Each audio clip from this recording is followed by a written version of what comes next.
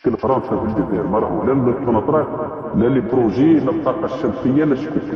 مشكلتهم في مناطق امنيه حساسه حكموها ناس ما لازمش يحكموا وما لازمش يمشيو هذيك المناطق لانهم يكونوا عدائهم يرموا لفرنسا. لكن قبل عدائهم لفرنسا الوطنيه تاعهم عاليه بزاف وجيل جديد ما راكش راح تنقبضوا ما تنقبضوش ما تقدرش تلعب لي لعبه الولاء الثوري.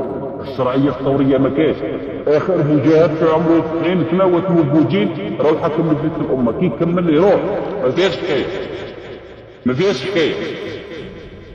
نظام بوتفليقه كان رايح كانت رايحه الشرعيه الثوريه انظروا فاقول هذا حلبوا قال لك كيفاه نديروا كبروا كاع كيفاه نديروا.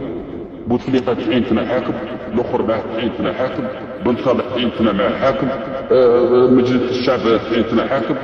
هيا راح نحاو هذاك بواحد جاب لهم الاخر زعما بداو يديروا جابوا لنا هذاك معاذ مشاربه التافه. مازال راه كاينه حرب راهي ظاهره واقعه ويا حنايا انتم يا احنا يا انتم وهذه الناس تذكر فيه هذه الناس تذكر فيه فرنسا نضر باسكو جاو عباد قسما بالله العلي العظيم غير قادرين يريسيو تنخلع. وفرنسا راهي مضروره من هذو الاجهزه الحساسه اللي حكموها عباد كانت تحاول فيهم فرنسا في وقت بوتفليقه كانت تحاول فيهم الحاجه ويعرف هذا كانوا يخرجوا فيهم لا ريتريت الاج دو 40 في 48 سنه كورونا يقول لك هي تربح خلاص تبقى خدمت 20 يطبقوا عليك القانون هي تربح. شكون كان تقول لهم هي تربح؟ فرنسا.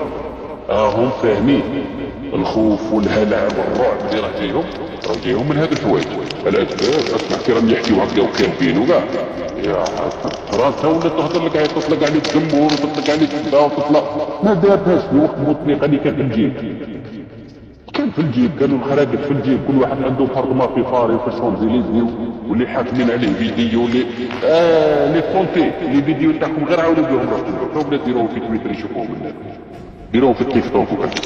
الخراقد اللي راكم شادين عليه فيديو مع طفله وطفل وكذا والحكايه هذو عاودوا ديروهم في درك هادو جدد ما كاش فيديو هاي الحكايه مثل ما عندك منين تكتب ما كاش. والمخير فيهم عنده بارتمان في بن عبد ما عندوش في بارك ما عنده ميح